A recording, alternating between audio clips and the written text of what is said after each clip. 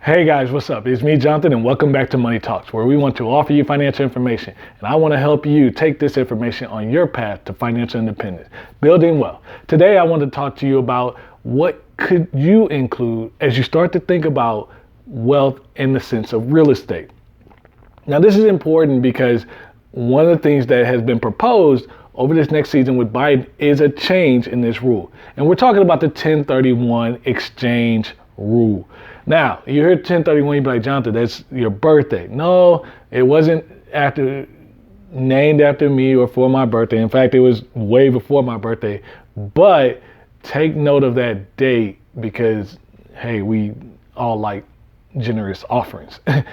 Needless to say, the 1031 exchange, this is a rule that allows you to exchange a like property for another like property so that you can defer taxes on the transaction.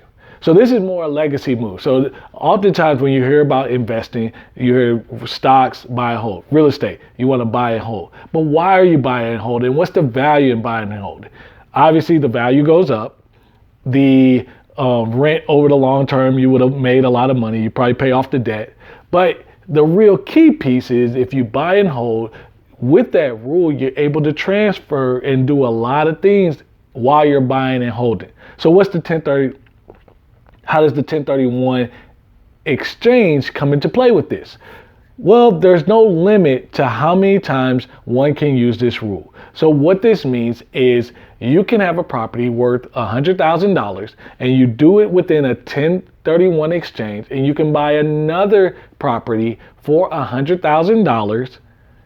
And in that process, you don't have to pay the taxes. Well, why is that a big deal? Because when you trade up, and you can essentially trade up from a property, you will be avoiding federal and state taxes and capital gains tax, depreciation, recapture, potentially income tax. Why? Because these are all the things that's triggered when you sell a property. And these taxes can add up to about 25 to 40% of that value. So even if you own the property outright, so if you had $100,000 and you $100,000 property, you sold it, and now you have, let's say on the worst end, 40% due in taxes. It's $40,000 on $100,000. By utilizing the 1031 exchange, you're avoiding having to pay that money at this point, and you're deferring it to a later date. Overall, in the sale, you could be paying between, like I said, 25 to 40% just in tax. If you hold the property until you die, however, the built-in gain, because values on properties go up, will disappear, saving you that 25 to 40% in tax. So picture this scenario. You buy a property, $100,000. You then keep that property, the property value goes up, and it gets to $500,000. When you die and you pass that on to your kids or your wife or whoever, they can sell that property, and while you've deferred the taxes all this time, there will be no more taxes due. This is an effective use of the rule, but this is how you strategically use the rules in place to avoid a tax bill. And by avoiding that tax bill, you net a lot more money. So in this case, if it's a $100,000 property and you have to pay 40%, or if you do 40% of $500,000, well, that's $200,000. Or, I'm sorry, yeah, that's right, $200,000. So instead of a $300,000 net benefit, you actually get to keep the whole $500,000. So how else does this rule work? Well, what if you had another property? And again, we'll stay with this $100,000.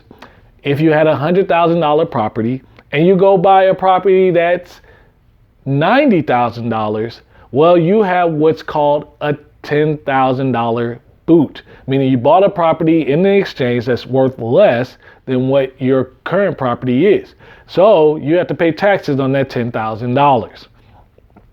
So why is this important? Now, with this rule can be applied to several different things. We're really just talking about real estate right now. And why is this a big deal? A big deal because Biden wanted to change how the rule incurs.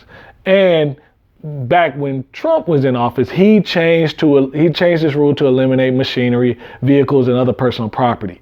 There are other ways you can use this 1031 exchange. It's an excellent rule. So what is Biden's proposal? Biden wants to limit the rule to gains of $500,000 for single family homes and $1 million for joint married homes. What does this mean? This means that the amount of transactions will decrease and the frequency by which they'll decrease because people aren't going to want to do the transaction for $500,000 level properties or higher because you have to pay the tax on it at that point. So they'll probably get rid of those taxes lower. The goal, again, is to limit, is more of a wealth thing because obviously if you have a higher tax bracket. But again, this is limiting where people can take advantage of the tax code, and it's also it will change the fact of, do you want to keep the property long term? People won't keep them as much or as long term, or those who have higher net worth properties, they won't be offloaded.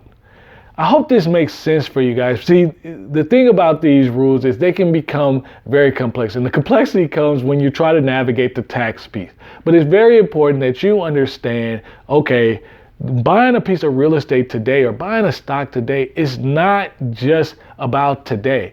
It's about how do you allow this to help you build wealth on the long term. And do you want this property for the long term? Maybe you do plan on keeping it for the long term. Well, it's nice to know what is going to be the best decision. If you know this, once this property gets over $500,000 in value, you're going to have to pay taxes anyway, might as well sell it.